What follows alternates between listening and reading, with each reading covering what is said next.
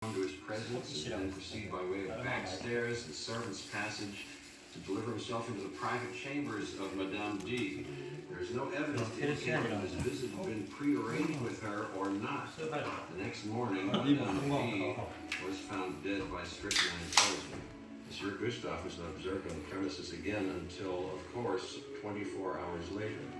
The identity of his accusers is made clear in this notarized deposition. They include essentially all members of the extended family.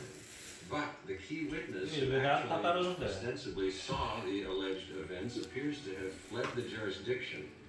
His whereabouts are currently unknown, but is being sought and pursued by relevant authorities. 배부르다. 나무 들고 하고 다리고 배부르겠구만.